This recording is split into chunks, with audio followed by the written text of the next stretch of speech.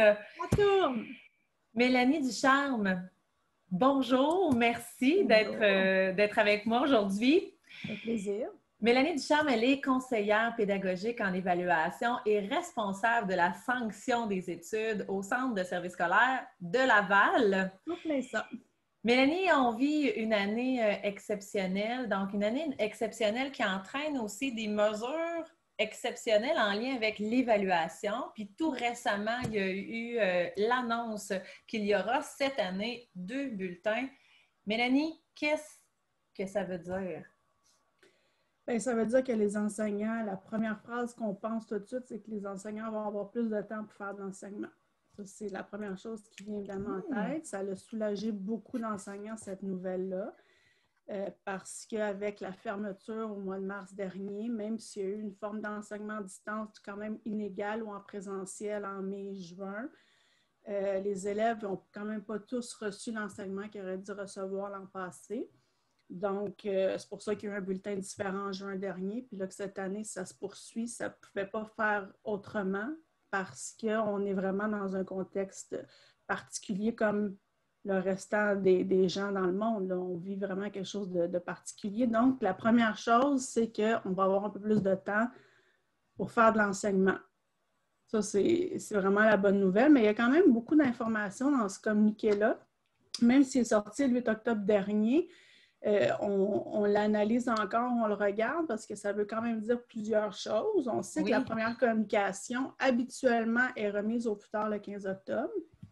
Puisque nous avons reçu le communiqué une semaine avant le 15, plusieurs écoles avaient déjà amorcé et possiblement complété cette communication-là. Donc, certains centres de services scolaires ont peut-être demandé à leurs écoles de tout de même les envoyer ou de les garder. Ça, c'était laissé propre, je crois, à chacun. Parce que le communiqué et le changement au régime pédagogique, ce qu'il dit, c'est qu'on peut remettre la première communication au plus tard le 20 novembre. On peut repousser, mais comme exemple, mon fils, lui, j'ai reçu sa première communication, puis c'est correct. Mais ceux et celles qui ont décidé de la retenir ou qui ne l'avaient pas terminée, bien, ça leur donne un peu plus de temps pour justement ramasser d'autres informations sur leurs élèves. Pas obligé d'être des évaluations là, avec des examens, mais on se ramasse d'autres traces pour justement avoir un portrait un peu plus complet parce que ce que cette annonce-là nous dit aussi, c'est qu'il y a seulement 2 bulletins. Donc, s'il y a 2 bulletins, on n'a pas un bulletin qui va être fait en novembre cette année. Le premier bulletin va être à remettre au plus tard le 22 janvier. Donc, puisqu'il n'y a pas de bulletin en novembre, bien, de repousser la première communication est quand même intéressant. Donc, si ce n'est pas déjà fait, bien, au moins, on peut se ramasser d'autres traces, les recueillir, ramasser plusieurs informations pour donner un portrait un peu plus juste et détaillé aux parents. Parce qu'il ne faut pas oublier qu'il n'y aura pas de bulletin. Puis là, bien, les parents se posent beaucoup de questions. Exact. Est-ce que ça va bien? Est-ce que mon enfant a pris du retard? Est-ce que c'est quoi ces difficultés? C'est en français, mathématiques? C'est-tu en anglais? C'est-tu en art? C'est dans quelle discipline? Donc, cette première communication-là pourrait permettre, si elle n'est pas déjà remise, de donner plus d'informations aux parents. Puis justement, donc, ça, c'est la première chose. Puis justement, quel genre de traces ou quel genre d'outils les enseignants peuvent en ce moment utiliser bien, ils ont pour avoir un portrait plus détaillé dont tu as parlé là, à présenter le 20 novembre prochain? C'est sûr que ce que je vais donner comme exemple de traces va s'appliquer aussi pour nos 2 bulletins. Donc, on appelle, de plus en plus, on parle de triangulation des données, là, de preuves d'apprentissage, qui sont des traces provenant d'observations qu'on fait en classe, de conversations que les élèves ont entre eux ou avec nous, ou de production. Donc, au niveau des observations, bien, ça peut aller à des choses qu'on remarque dans la classe, des choses que les élèves font à proprement dit et on prend des notes par rapport à ça. On peut avoir une grille qu'on utilise pour ça. On peut enregistrer audio, vidéo. Tout ce qui est conversation, 1 à 1 avec un élève, en entretien, en équipe de 2, en sous-équipe de 4 ou en grand groupe. Donc, toutes les discussions, les questionnements, ce que des élèves répondent à nos questions, tout ça, ça peut faire partie de traces. Tout ce qui est production, mais c'est ce qu'on connaît, là, une maquette qui est faite par l'élève, un projet de recherche, une présentation, tout ce qui est plus tangible, si je peux me permettre, qui a un résultat final à la fin avec une production visuelle ou écrite. Ça rentre dans les productions. Donc, ça fait partie de tout le type de traces qu'on peut accumuler, autant pour la première communication, puis aussi pour les bulletins, parce que ce n'est pas juste des examens qui font foi de ce que l'élève est capable de faire ou pas. C'est ça. C'est vraiment le type de traces. Est-ce qu'on peut penser que dans le contexte où les élèves pourraient faire justement plus de production, ou du moins utiliser le temps qu'ils ont pour faire des productions, qu'il y aurait un peu plus de place pour de la rétroaction? Également. Ça devrait, en tout cas, on espère. On ne dit pas que les enseignants ne font pas, mais là, ils vont avoir peut-être un peu plus de place pour en faire de façon un peu plus régulière pour que l'élève puisse justement se réajuster, puis s'ajuster pour que la prochaine fois, ça se passe un petit peu mieux si ça ne va pas bien. Donc, oui, ça peut leur permettre de faire plus de rétroaction, du moins, c'est ce qu'on pourrait espérer. Parce que la rétroaction, on le sait, c'est ce qui aide l'élève à progresser et à comprendre ce qu'il a compris, ce qu'il n'a pas compris. Donc, ça, c'est certain que oui, là, c'est possible. Dans ce cas-ci, beaucoup plus. L'espace va être là, disons. Ouais. L'espace va être là pour ça. Ouais. OK.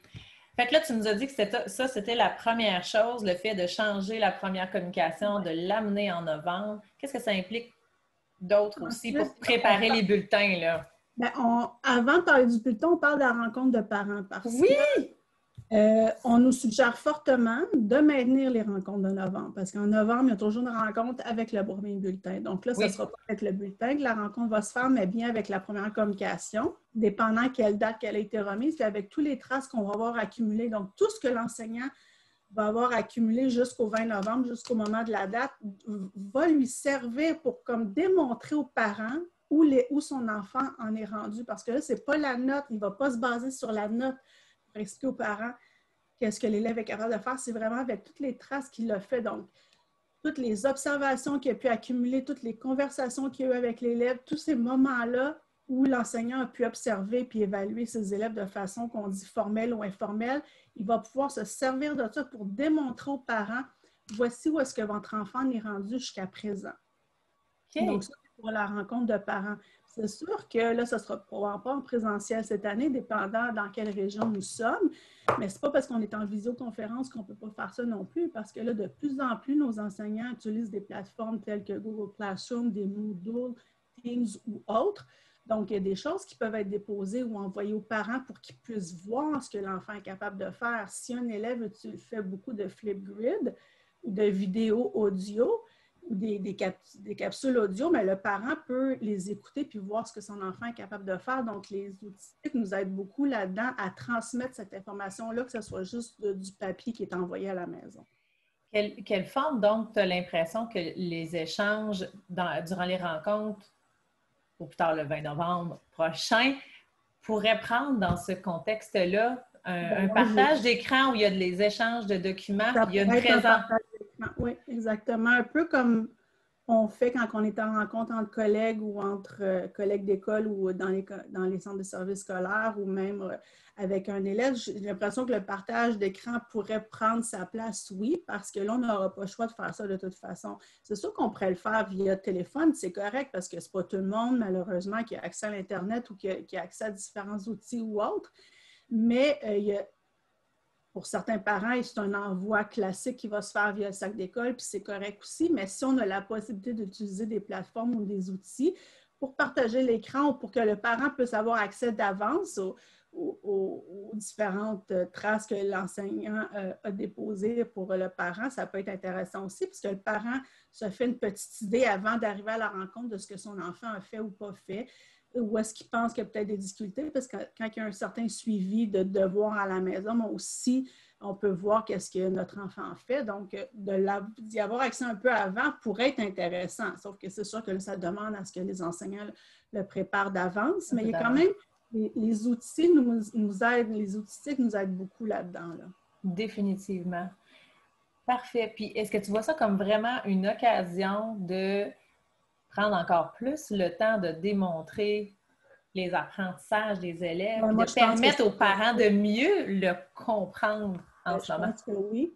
Je pense que oui, c'est sûr. Par contre, qu'avec ça, il faut que l'enseignant soit capable d'expliquer qu'est-ce qui s'attendait à ce que l'élève soit capable de faire à ce moment-ci de l'année. Et ça va vraiment avec nos attentes qu'on a habituellement. C'est sûr que nos attentes du mois de novembre, on les connaît parce qu'habituellement, on a un bulletin au mois de novembre. Donc ces attentes-là, on va pouvoir s'en servir pour expliquer aux parents ce qu'on s'attend à ce que son enfant soit capable de faire à ce moment-ci de l'année. Parce que c'est qu'une compétence, ça progresse dans le temps. Donc, à ce moment-ci, voici ce que mes élèves sont capables de faire habituellement, puis voici ce que votre enfant fait par rapport à ça. Donc, est-ce qu'il fait ce qui est attendu de lui, parce que c'est ça dans un programme par compétence, on le compare à ce qu'on s'attend à ce qu'il soit capable de faire. Donc, les attentes qu'on a habituellement pour le mois de novembre, on va pouvoir s'en servir pour expliquer les traces aux parents. OK! Wow! OK! Et donc là, après, la prochaine étape, c'est de se rendre jusqu'en juin où il y aura un bulletin. Puis là, de quelle manière? Janvier et juin. Oui, j'ai dit juin, mais oui, effectivement, janvier en premier. Donc, on est à 2 bulletins cette année. Au plus tard, le 22 janvier, le premier bulletin, et le deuxième, comme d'habitude, au plus tard, le 10 juillet. Donc, 2 bulletins cette année qui ont chacun 50 % de pondération. Habituellement, qu'on se rappelle, à 3 étapes, c'est 20-20-60. Ça va être 50-50. Une nouveauté aussi, si on peut dire ça comme ça, c'est que toutes les compétences de toutes les disciplines vont devoir être évaluées à chaque bulletin. Ça, c'est une nouveauté parce qu'habituellement, c'était seulement qu'à l'étape 3 où toutes les compétences de toutes les disciplines devaient être évaluées. Aux étapes 1 et 2, c'était selon les fréquences de consignation dans les normes et modalités de les écoles. Mais là, ça va être tout aux 2 bulletins. En plus, on ajoute à ça une compétence transversale qui est toujours évaluée sous forme de commentaire, donc sous forme d'appréciation qualitative. Habituellement, c'est à l'étape 1 ou 3. Là, ça va être aux 2 étapes. Donc, ça, c'est vraiment, par contre, des petites nouveautés, des petites nuances qu'il faut apporter par rapport au communiqué du 8 octobre dernier. Et de quelle manière les enseignants peuvent se préparer ou du moins adapter justement leur planification dès maintenant pour se préparer au premier bulletin en janvier et après en juin? Je m'excuse. C'est ça, c'est que là, les attentes qu'on avait habituellement au mois de novembre ne tiendront pas. Les attentes qu'on avait habituellement mi-fin février ne tiendront pas non plus. Donc là, comme enseignant, comme équipe niveau et équipe cycle ensuite, il faut là, OK, nous, pour notre bulletin de mi-fin janvier, on s'attend à ce que les élèves soient capables de faire quoi? Parce que même si c'est un résultat chiffré au bulletin, c'est par rapport à ce qu'on a enseigné. Donc, on évaluait ce qu'on a enseigné, mais c'est parce qu'on enseignait plusieurs choses pour amener les élèves à être capables de faire quelque chose à un certain moment dans l'année, au moment où on prend la photo. Là, on prend la photo mi-fin janvier. Donc, à ce moment-ci de l'année, on va s'attendre dans nos différentes disciplines et les différentes compétences de chacune de ces disciplines-là. On s'attend à ce que les élèves soient capables de faire quoi? Parce qu'il faut comparer les élèves à quelque chose et c'est aux attentes. Donc, ça va être quelque chose à déterminer. Si on n'a pas commencé, il faut qu'on le fasse bientôt parce que ça va en plus. Par la suite, une fois que ça s'est déterminé, ça a un impact sur notre planification. Parce que quand on utilise des évaluations dites plus traditionnelles ou formelles sous forme d'examen, les examens qu'on utilisait en novembre ou en février ne pourront pas nécessairement être utilisés parce que là, nos attentes sont différentes. Donc, ça modifie notre planification puis notre alignement pédagogique pour le restant de l'année. C'est sûr que les attentes de fin d'année restent les mêmes parce que ce bulletin-là n'a pas changé, mais c'est vraiment les attentes du premier bulletin qui vont être à modifier ou plutôt à élaborer ou à se faire une idée par rapport à ça et à ensuite aller chercher des traces qui vont nous permettre de voir si nos élèves sont rendus où est-ce qu'ils devraient être rendus. OK. Donc, toi, tu imagines beaucoup les équipes écoles par niveau ou par domaine, on va dire au secondaire, par exemple, de travailler ensemble pour préciser leurs attentes puis être en mesure de les avoir verbalisées autant à leurs élèves que même aux parents quand ils vont être dans la rencontre parents.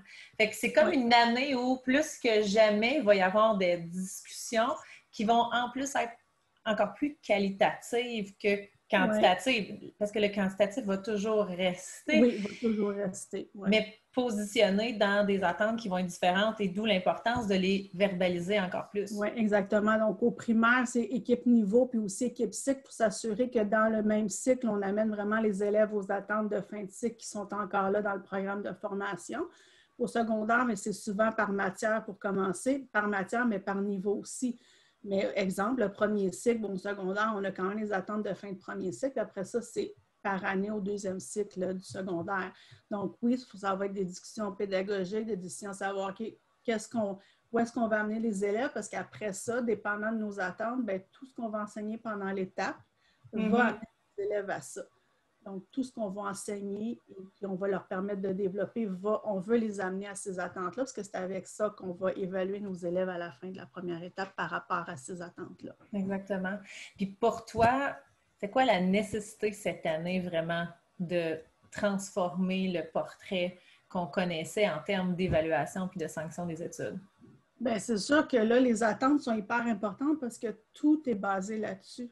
On appelle ça la planification en rebours. C'est voici où est-ce qu'on va amener nos élèves, là, comment qu'on va les amener là. Donc, c'est vraiment là toutes les activités d'apprentissage et d'évaluation tranquillement, pas vite. C'est vraiment les traces que je vous parlais tantôt, c'est de les varier. C'est pas juste faire des conversations, c'est pas juste faire de l'observation, c'est pas juste faire des productions. C'est un mélange de tout ça. Parce que l'élève doit avoir la chance de démontrer ce qu'il est capable de faire dans différents contextes différents, puis pas juste une fois, pas juste 2 fois. Donc, un certain nombre de reprises. Quand on parle de développement de compétences, le chiffre magique, c'est 3. Parce qu'une trace, pas suffisant. 2, bien, si c'est une qui s'est bien passée, une qui s'est mal passée, mais on départage ça comment? Donc, la troisième, bien, souvent, ça vient nous aider. C'est sûr que plus on en a, mieux c'est. Mais il ne faut pas oublier aussi qu'une trace qui a été ramassée en octobre, on ne peut pas s'en servir pour le bulletin pour le mois de janvier parce qu'il s'est trop passé de choses entre les deux. Donc, c'est vraiment des traces qui vont avoir été recueillies quelques semaines avant la fin d'étape parce que c'est ce qui représente le mieux le portrait d'élève au moment où on prend la photo, comme on dit, où on met une note au bulletin avec notre jugement pour transmettre ça aux parents par la suite. Exactement. C'est vraiment ça, c'est des traces, puis variées, puis pas juste des examens. C'est pas parce que tous les élèves ne sont pas évalués en même temps, au même moment, de la même façon que c'est pas valide. C'est valide parce que vos contextes sont souvent similaires. C'est ça qu'il faut retenir aussi. C'est des contextes similaires, mais où les élèves font sensiblement la même chose, mais qui parlent d'un autre sujet. Mais s'ils font sensiblement la même chose, vous pouvez l'évaluer quand même. Exactement. Oui. C'est ça. Puis en même temps, la période qui vient de s'écouler là, septembre, octobre, ça a permis à tous les enseignants d'avoir un portrait des acquis, d'avec quoi leur groupe, classe partait. Et maintenant, c'est plus facile d'établir les attentes pour... Oui, parce que là, en début d'année, il fallait vraiment, même si on avait, jasé avec nos collègues l'année passée, OK, nos élèves sont rendus où? Par rapport à où ils étaient rendus, mais il y avait quand même une consolidation à faire parce que là, nos élèves sont un peu en mode dit rattrapage parce qu'ils n'ont pas tout reçu l'année passée, puis on est peut-être encore un peu là-dedans. C'est pas parce que nos traces présentement qu'on a, on ne s'en servira pas pour faire notre bulletin en janvier, mais ces traces-là sont hyper pertinentes parce qu'elles nous disent, OK, mes élèves sont rendus là, on est en bonne voie, on s'en va tranquillement, pas vite. Les petits pas, des fois, sont plus petits, des fois, sont plus grands, mais ça nous permet de dire est-ce que nos élèves avancent vraiment. Oui, ils avancent parfait. Puis en plus, bien, je peux leur donner de la rétroaction, je leur dire qu'est-ce qui va, qu'est-ce qui ne va pas, qu'est-ce qu'ils doivent travailler. Donc, c'est jamais des traces perdues parce que même si on ne s'en sert pas pour mettre une note au bulletin, elle nous sert à d'autres choses. Exactement. C'est très payant pour les élèves. Mais oui, puis quand on parle de zone proximale de développement des élèves, plus ils savent ce qu'ils peuvent améliorer, plus ça devient simple pour eux de savoir ce qu'ils peuvent faire pour progresser dans différents domaines, dans différentes matières. Oui. OK, puis là, dans le fond, les outils numériques ou technologiques sont vraiment aidants, puis en même temps, il y a toute la réflexion sur l'évaluation qui est souvent constante dans l'esprit des enseignants. Surtout à distance, à distance. Parce qu'il y en a qui sont à distance présentement. Oui. Soit que c'est le groupe au complet, soit que c'est quelques élèves. Des fois, c'est les écoles virtuelles aussi, parce que cette année, il y a beaucoup d'écoles virtuelles dans les centres de services scolaires pour les élèves qui ne peuvent pas être présents à cause de problématiques de santé. Donc, c'est une façon de voir l'évaluation qui évolue et qui est modifiée parce qu'on ne peut pas tout faire comme on fait en classe habituellement. Exact. Les examens traditionnels en ligne, c'est plus difficile. Il y a beaucoup de choses à mettre en place pour s'assurer que les élèves le font seuls ou d'autres. Ça amène plusieurs questions, là. Mais il y a plusieurs façons de faire différentes. Là. Justement, le module sur évaluer de la formation à distance, la TELUC sur l'enseignement à distance, le module évalué est super pertinent par rapport à ça. C'est juste qu'il faut tenter de faire des petites choses différentes une fois de temps en temps pour commencer à l'intégrer dans notre façon de faire de tous les jours, puis que les élèves soient habilités aussi à faire ça. Parce que si vous basculez à distance du jour au lendemain, c'est souvent ça qui arrive dans ce temps-ci, parce que là, on est un petit peu à la merci de la santé publique, bien, au moins, on a préparé nos élèves, on a une petite idée de ce qu'on peut faire. Mais sachez qu'il y a des CPT, qu'il y a des expertises dans les écoles, dans les centres de services scolaires, il y a des CP en évaluation qui peuvent vous aider là-dedans là, sans problème. Là. Exactement, se tourner vers des références, des collègues, des conseillers pédagogiques de vos centres de services scolaires ou encore de d'autres centres de services scolaires. Oui, c'est ça, parce que sur les réseaux sociaux ou sur Twitter, Facebook ou autre, on voit beaucoup de choses passer qui sont quand même intéressantes, donc on peut s'inspirer ou prendre ces idées-là puis se l'approprier, nous, la façon qu'on veut vivre avec nos élèves. Là. Exactement. Est-ce que, Mélanie, tu dirais que c'est un temps qui inspire plus que jamais, justement? Moi, oui, là, parce que pas que je me creuse la tête, mais j'essaie de voir, j'essaie de démontrer aux enseignants qu'on peut faire différemment en évaluation à distance. C'est juste qu'il faut oser faire un petit pas. Quand on a fait un petit, puis on est confortable avec ce petit pas-là, on peut avancer encore un petit peu. J'aime mieux qu'on avance à petit pas qu'on n'avance pas du tout, mais oui, ça donne plein d'idées et faut voir, faut tenter de faire les choses différemment. On n'a pas le choix, là, puis on ne sait pas encore combien de temps qu'on va être dans cette façon de faire-là. Tant et si longtemps qu'il n'y a pas de vaccin, qu'on ne sait pas où on s'en va avec ce virus-là, on reste dans ce contexte-là, donc on n'a pas le choix de changer certaines petites choses, autant au niveau de l'enseignement que de l'évaluation, là, ça c'est certain. Exactement. Il y a aussi, par rapport, avant que j'oublie, au bulletin, il y a les épreuves ministérielles. C'est sûr que les horaires ne sont pas sortis encore. J'espère qu'ils vont sortir bientôt. Mais ce qui était clair dans le communiqué, c'est qu'il va y avoir des épreuves obligatoires en 2021. Par contre, leur importance au bulletin est diminuée de 10 %. Donc, ces épreuves-là vont valoir pour 10 % du résultat final. Puis, ce qui était aussi mentionné, c'est que leur durée va être réduite. Donc, ils vont être un peu moins longs. Mais quelle forme qu'ils vont prendre, ça tant si longtemps qu'on n'a pas plus d'informations du ministère, on ne le sait pas, mais c'est ce qui était annoncé dans le communiqué. Donc, 10 % seulement du résultat final, puis la durée va être réduite. Mais selon le communiqué, il y aura des épreuves cette année. Je sais que ça ne fait pas l'affaire de tout le monde. C'est un grand débat, les épreuves ministérielles, mais pour l'instant, c'est ce qui est prévu. Définitivement. Donc, tu sais, avec cet échange-là avec toi, là, je retiens plus que jamais l'importance de communiquer avec les élèves, les attentes, de communiquer avec les parents, de communiquer dans le groupe cycle avec ses collègues, dans son milieu. Puis ça permet justement de mieux définir les attentes envers les élèves, mieux porter son jugement sur l'évaluation, toute la planification que ça entraîne durant l'année. Puis aussi, les petits pas dont tu parles qui mènent à utiliser des choses de plus en plus aidantes dans cette démarche d'évaluation-là. C'est quoi les outils que toi, tu aimes avoir? Je sais que dans la première entrevue qu'on a fait ensemble, tu en avais nommé quelques-uns, mais en ce moment, dans le contexte de l'évaluation à distance, qu'est-ce que tu trouves qui sont des outils vraiment aidants dans la démarche?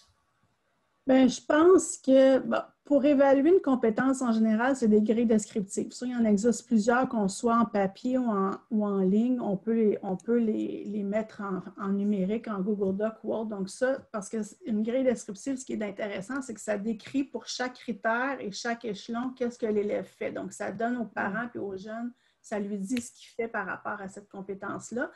Mais outils plus spécifiquement, moi, j'ai comme un coup de cœur depuis, je vous dirais, quelques années, tout ce qui est capsule audio ou vidéo. Autant pour l'enseignant que pour les élèves, parce qu'on peut tellement en dire plus. C'est des fois plus facile de le faire à l'oral qu'à l'écrit. Juste les questions d'interprétation puis de justification en français, quand on les demande oralement aux jeunes, ils nous en donnent des choses, mais quand ils sont pris à l'écrire, c'est pas toujours facile. Donc, avec l'oral, on peut en dire plus. Même nous, comme rétroaction qu'on fait aux jeunes, on sent que ça dure 10 minutes, on en dit plus parce qu'on n'a pas à l'écrire.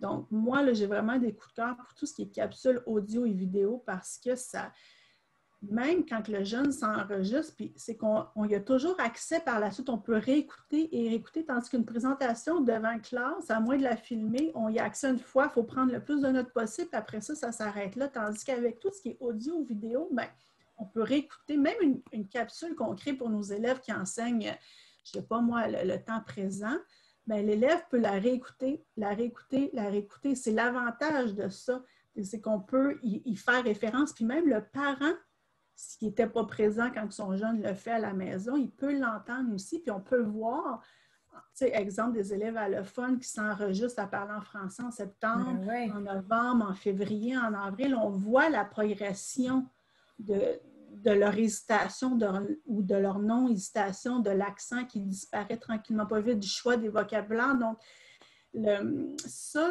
c'est quelque chose qu'on ne peut pas avoir à l'écrit, mais qu'on peut avoir à l'oral et qu'on y a accès en tout temps. Donc, ça, c'est vraiment des coups de cœur pour moi. Quand tu m'en parles comme ça me donne l'impression qu'il y a davantage de possibilités de connaître plus personnellement un peu les élèves, parce qu'au Oui, puis c'est pour ça secondaire, que, oui, il y a tellement d'élèves que oui, si il y a la chance de le voir, de oui. l'entendre d'une Même des certaine manière. spécialistes au primaire ou des spécialistes au primaire, eux aussi, sont comme le secondaire, ils ont beaucoup d'élèves. Donc, même si ça fait quelques années que tu es dans une école, à un moment donné, est-ce qu'on se souvient vraiment de tous nos élèves? Non, mais ça nous aide vraiment. Puis en tout cas, moi, je trouve que c'est facilitant dans une classe présentement, tout ce qui est Screencastify, Loom, Flipgrid, Vocaroo, tous les outils, là, moi, j'utiliserais ça parce que en tout cas, moi, c'est vraiment mes coups de cœur personnellement, là, mais je sais qu'il y a de plus en plus d'enseignants qui les utilisent. Donc, je trouve ça super parce que je pense que c'est juste un plus pour tout le monde.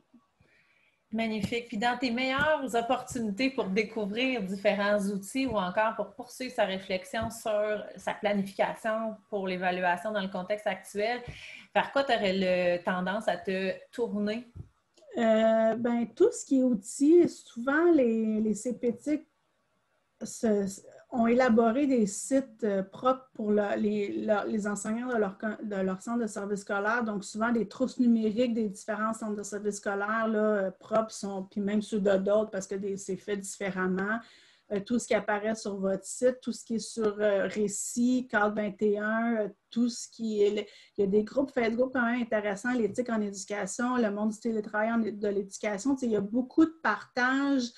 C'est vraiment, puis il y en a qui font une application par jour qui publient dans des groupes. Exact. Donc, il y a vraiment différents endroits où on peut aller chercher ces informations-là pour l'éthique. Et tout ce qui est planification, je vous dirais, là, le projet Savoir du CETREC, là, où ils ont développé des thématiques, là, vraiment, ça, c'est super intéressant. Il y a beaucoup par rapport à tout ce qui est donné pour nous aider à la rétroaction aussi, on peut le retrouver là. Donc, c'est vraiment là. Puis vos CP, le disciplinaire d'évaluation de français de maths, ils ont des outils de planification. Puis ils ont travaillé très fort en mai-juin pour créer des outils vous facilitant le travail, savoir c'est quoi nos apprentissages qui sont dits plus essentiels, sur lesquels on doit se concentrer, vu qu'on ne peut pas nécessairement tout faire. Donc, vraiment, tournez-vous vers eux parce que c'est vraiment vos premières ressources qui peuvent vous aider là-dedans, là, sans problème. Exactement. Puis il y a un groupe Facebook Évaluer autrement, entre autres. Exactement. Et dans la programmation des Créacan, il y a dans chacune des éditions des thématiques qui vont aborder certains outils, mais surtout la thématique d'évaluation et de rétroaction. Je sais qu'hier soir, il y avait Jamboard qui peut s'intégrer au Google Meet. Donc, c'est ça, c'est plein de façons où on peut garder des traces de ce que les élèves ont écrit et tout ça. Donc, il y a vraiment plein d'opportunités. Il faut juste regarder un petit peu, mais quand on suit ces groupes-là, on peut voir les choses passer, puis s'inscrire ou le garder enregistré dans nos favoris, là, si jamais on veut y retourner. Ouais. Exactement. Fait que le mot d'ordre est à l'adaptation, la flexibilité, revisiter ses attentes. La différenciation avec nous aussi, hein? Pas juste avec les élèves. Non, exactement. Et puis, j'ai envie d'ajouter un dernier mot aussi, de penser à la coéducation, donc dans les rencontres parents-enseignants, de penser justement à développer le vocabulaire commun, d'apporter puis de partager justement ce portrait qualitatif. Ça s'enseigne, ça. Puis c'est des choses qui restent par la suite parce que c'est quelque chose qui va devenir un peu plus présent de toute façon, même si on revient à une certaine normalité à un moment donné. Tout ne redeviendra pas comme avant de toute façon parce que là, il y a vraiment des gros changements qui ont été faits, là. Donc, c'est juste quelque chose qu'on va pouvoir réutiliser dans les années à venir par la suite, là. Ouais. Et justement, qu'est-ce que tu as l'impression qui va être le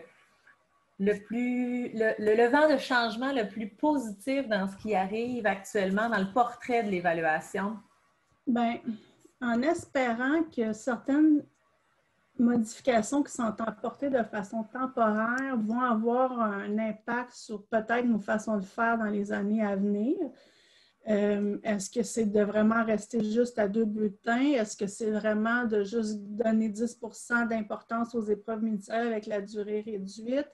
Est-ce que c'est vraiment, je pense que tout passerait par la façon dont on ramasse nos traces tout au long de l'année pour justement se bâtir un inventaire de traces qu'on peut utiliser pour justement être en mesure de peut-être mieux expliquer aux parents qu'est-ce que l'élève est capable de faire, parce qu'en lecture, c'est pas juste de répondre à des questions, c'est d'en parler aussi. Donc, je pense que le fait d'être capable d'accumuler des traces différentes, pas juste papier-crayon, mais de différentes façons, et de plus en plus, et s'en servir pour aider les élèves et renseigner les parents, je pense que si on pouvait commencer par ça, moi, je pense que tout le monde en sortirait gagnant. Là. Définitivement. Merci énormément, Mélanie, Ça me fait plaisir. d'avoir fait un point d'information sur la Ouais. situation actuelle. Je pense que En c'est lien. important de le faire là, parce que oui, il y a un communiqué, oui, on a peut-être eu des précisions de la part de nos services éducatifs, des centres de services scolaires ou de nos collèges privés, mais peut-être pas encore parce qu'il y a des choses qui se préparent tranquillement pas vite. Là, donc, oui, mais gênez-vous pas pour contacter vos personnes ressources dans les services éducatifs si jamais vous avez des questions suite à la capsule. Exactement. Puis on vous invite également à suivre la programmation des créacans en formule découverte ou en journée complète. Vous allez certainement y trouver des sources d'informations qui vont vous amener à avoir des traces et à Des fois, garder même des si c'est traces. juste un outil qu'on s'approprie cette année, mais au moins on se l'approprie puis on l'intègre tranquillement pas vite dans notre routine. Déjà ça, pour moi, c'est déjà bon. Exactement. Merci beaucoup, Ça fait Mélanie. plaisir! Bye! Bye.